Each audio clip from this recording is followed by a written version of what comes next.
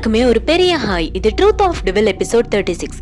இந்த எபிசோட்ல நம்ம என்ன பார்க்க போறோம் அப்படின்னா, சங்கரி அப்படின்ற ஒரு இளம் பெண்ணுக்கு நேர்ந்த கொடூரமும் அதுக்கு காரணமானவங்க அனுபவிச்ச தண்டனையும் பத்தி தான் இந்த வீடியோல பார்க்க போறோம். இது வரைக்கும் சேனலை சப்ஸ்கிரைப் பண்ணாதவங்க சப்ஸ்கிரைப் பண்ணிடுங்க, மறக்காம பெல் ஐகானை கிளிக் பண்ணிடுங்க, வீடியோ பிடிச்சா லைக் பண்ணுங்க. இது மாதிரி உங்களுக்கும் ஏதாவது சம்பவம் நடந்திருந்ததுனாலும் இல்ல தெரிஞ்சிருந்ததுனாலும் டிஸ்கிரிப்ஷன்ல என்னோட இன்ஸ்டாகிராம் ஐடி கொடுத்துருக்கேன். அதில் போய் வாய்ஸ் மெசேஜோ இல்லை டெக்ஸ்ட் மெசேஜோ சென்ட் பண்ணலாம். வாங்க இப்போ வீடியோக்குள்ள போகலாம். ஸோ இது எப்போ நடந்துச்சு அப்படின்னு பார்த்தீங்கன்னா 2016 விருதுநகர்ல இருக்கக்கூடிய ஒரு கிராமத்துல நடந்த கதை தான் இது. சங்கரி அப்படின்ற ஒரு இளம்பெண், 21 வயது தான் ஆகுது, காலேஜ் படிச்சுட்டு இருக்கிற ஒரு இளம்பெண் தான். அவங்கள பத்தி சொல்லணும் அப்படின்னா, அவங்க ஃபேமிலியில அவங்க அப்பா, அவங்க அம்மா, இந்த பொண்ணு, இந்த 3 பேர் மட்டும்தான். அவங்க அப்பா அம்மாவுக்கு இந்த பொண்ணு வந்து ஒரே பொண்ணு தான். இந்த பொண்ணு வந்து காலேஜ் படிச்சு முடிச்சுட்டு நேரே வீட்டுக்கு வர மாதிரி ரொம்ப அமைதியான, ரொம்ப சாதுவான ஒரு பொண்ணு.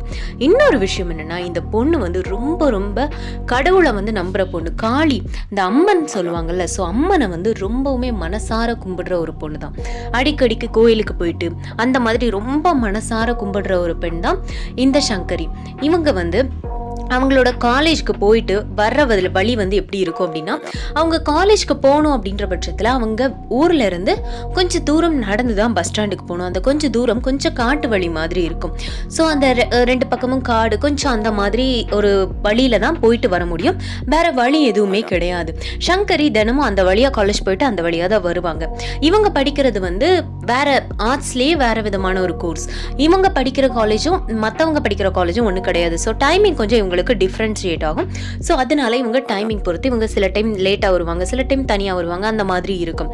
அப்படி இவங்க வந்து ஒரு நாள் தனியாக வந்துட்டு இருக்கும்போது என்ன ஆச்சு அப்படின்னா, ஒரு 4 ஒரு மிடில் ஏஜ் பாய்ஸ் வந்து சொல்லலாம், மிடில் ஏஜ் மென்.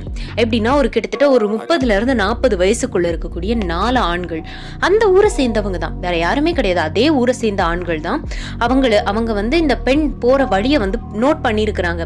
இந்த பொண்ணு வந்து டெய்லி இந்த வழியா போயிட்டு வருது, சில டைம் தனியா வருது, எல்லாத்தையுமே இந்த 4 ஆண்களும் நோட் பண்ணியிருக்காங்க. இவங்க ஒரு நாள் என்ன பண்ணியிருக்காங்க அப்படின்னா, இந்த பெண் வந்து ஒரு நாள் வர்றதுக்கு தாமதம் ஆயிடுச்சு. ஒரு 6 மணி 6:30 ஆயிடுச்சு. அந்த டைம்லயே கொஞ்சம் இருட்டிடுச்சு. வந்து கொஞ்சம் மழைக்காலம் அப்படின்றதுனால அந்த பெண் வந்து வர நேரத்திலேயே இருட்டிடுச்சு. அந்த பெண்ணுமே சீக்கிரமா பஸ் ஸ்டாண்ட்ல இருந்து கொஞ்சம் சீக்கிரமா நடந்து வராங்க. அப்படி வந்துட்டு இருக்கும்போது இந்த 4 ஆண் மகன்களும் என்ன பண்ணிட்டாங்கன்னா, இந்த 4 ஆண்களுமே அந்த பெண்ணை கட்டாயப்படுத்தி காட்டுக்குள்ள கூட்டிட்டு போய் அந்த பெண்ணை வந்து சீரழிச்சிட்டாங்க. அந்த பெண்ணை பலாத்காரம் பண்ணி அந்த பொண்ணை வந்து 4 பேரும் சேர்ந்து ஸோ அப்படி பண்ணிட்டாங்க. அப்படி பண்ணதுக்கு அப்புறமா அந்த பெண்ணுக்கு வந்து 4 பேர் இந்த மாதிரி பண்ணிட்டாங்க. ஆனால் அந்த பெண் வந்து சாகலை, அந்த பொண்ணு உயிரோட தான் இருந்திருக்கா. அந்த பெண்ணை அப்படியே போட்டுட்டு அவங்க வந்து போயிட்டாங்க. அந்த பொண்ணு வந்து ஒரு மாதிரி சாகிற நிலைமைக்கு போயிட்டான உடனே, சரி இதுக்கு மேலே இவளை வந்து நம்ம எதுவும் பண்ண வேணாம், அவளே செத்துருவா அப்படின்னு சொல்லிட்டு போயிட்டாங்க. அந்த நேரத்தில் வழியில் வந்துட்டு இருந்த ஒரு ஆள், அவங்க வந்து இது சத்தம், ஒரு மாதிரி முனகல் சத்தம் அவங்களுக்கு கேட்டிருக்கு. இந்த காட்டுக்குள்ள ஏதோ ஒரு முனகல் சத்தம், ஒரு பெண்ணோட முனகல் சத்தம் கேட்டதுனால என்ன ஏதுன்னு பார்க்கலான்னு சொல்லிட்டு அவங்க வந்து ஒரு 50 வயசுள்ள ஒரு ஆள், அவங்க போய் பார்க்குறாங்க.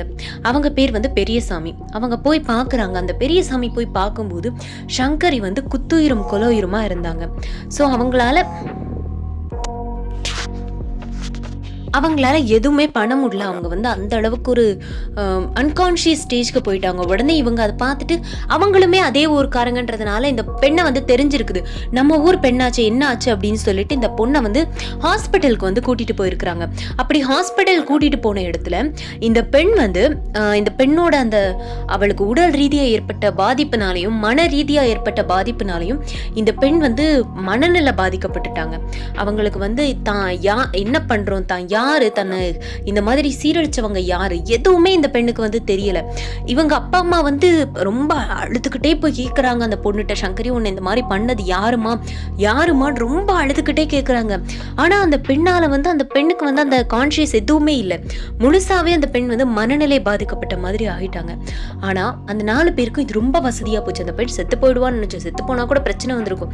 ஆனா இப்ப நமக்கு எந்த பிரச்சனையுமே கிடையாது, ஏன்னா நம்ம தான் சீரழிச்சோம்னு சொல்லி யாருக்குமே தெரியாது. அவங்களுக்கு வந்து ஒரு தைரியம் வந்துருச்சு.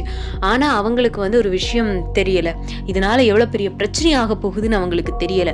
கிட்டத்தட்ட அந்த பெண் வந்து மனநிலை பாதிக்கப்பட்ட பெண்ணா இருந்தாலும், ஆனா என்ன ஒரு விஷயம் அப்படின்னா, அந்த பெண்ணை சீரழிச்ச அந்த ஆண்கள் கிட்டத்தட்ட ஒரே ஒரு வருஷத்துக்குள்ளேயே அந்த 4 ஆண்களும் அகால மரணம் அடைஞ்சிருக்காங்க. நான் ஏற்கனவே சொன்னேன், அவங்க எல்லாருக்குமே 30-40 வயசுக்குள்ளதான் ஆகுது. ஸோ எல்லாருமே அவ்வளோ பெரிய மனுஷங்கள்லாம் கிடையாது, ஓரளவுக்கு ஏஜ்ல உள்ளவங்க தான், ரொம்பலாம் ஏஜ் உள்ளவங்க கிடையாது, அவங்க வந்து சாகிற வயசு கிடையாது. ஆனால் எல்லாருக்குமே ஆக்சிடென்ட், சூசைட்னு ஒவ்வொன்றா அகால மரணம் 4 பேருமே அடைஞ்சு அந்த அவங்க வந்து இறந்து போயிட்டாங்க. அதுவும் அந்த ஒரு வருஷத்துக்குள்ளேயே, அந்த பெண்ணை சீரழிச்ச ஒரே வருஷத்துக்குள்ள 4 பேர் இறந்து போயிட்டாங்க. அதுக்கடுத்து வந்த கோவில் திருவிழால, அம்மன் கோவில் திருவிழால அந்த அருள் வந்த அந்த சாமி வந்து ஆடி சொல்லும் போது சொல்றாங்க, என் மகளை சீரழிச்ச 4 பேத்தையும் நான் கொன்னுட்டேன், என் மகளை வந்து இந்த அளவுக்கு பாடாப்படுத்திட்டானுங்க, இவனுங்க 4 பேத்தையும் நான் தான் கொன்னேன்னு சாமியே சொல்லி இருக்குது. அப்பதான் இந்த பெண்ணை சீரழிச்சது இந்த 4 பேர் தான் இவங்களுக்கே தெரிய வந்திருக்கு. ஏன்னா அந்த அளவுக்கு அந்த பெண் வந்து, அந்த பெண்ணுக்கு அந்த மனநிலை வந்து ரொம்ப பாதிக்கப்பட்டுருச்சு அந்த பெண்ணால. ஆனா அந்த பெண் வச்சிருந்த கடவுள் நம்பிக்கை அந்த பெண்ணை வந்து கை விடலன்னு தான் சொல்லி ஆகணும். ஏன்னா அதனாலதான் அவங்களுக்கு வந்து தக்க தண்டனை சரியான நேரத்துல கிடைச்சிருக்குது. இந்த இதுல வந்து நமக்கு வந்து ஒரு பெரிய சாமி கதையோ இல்ல ஒரு பெரிய பேய் கதையோ நீங்க இதுல வந்து எதிர்பார்க்க முடியாது. இதுல நம்ம மனசார நினைச்சு உண்மையான ஒரு கன்னி பொண்ணோட சாபத்தினால நடந்ததுன்னு தான் நாம என்ன இதை சொல்லுவேன். ஏன்னா அந்த பெண் வந்து மனசார பக்தியோட கடவுளை கும்பிடுற பொண்ணு. அந்த பொண்ணுக்கு இப்படி ஒரு நிலைமைன்றப்ப கண்டிப்பா கடவுள் வந்து வரத்தான் செய்வாங்க. நம்ம எப்பவுமே கடவுளை முழுசா நம்பணும்னா கடவுள் வந்து கண்டிப்பா நம்ம கூப்பிடும்போது கண்டிப்பா வருவாங்கன்றது என்னோட தாட். இது பத்தின உங்க கமெண்ட்ஸ் என்னன்னு கீழே சொல்லுங்க. வீடியோ பிடிச்சி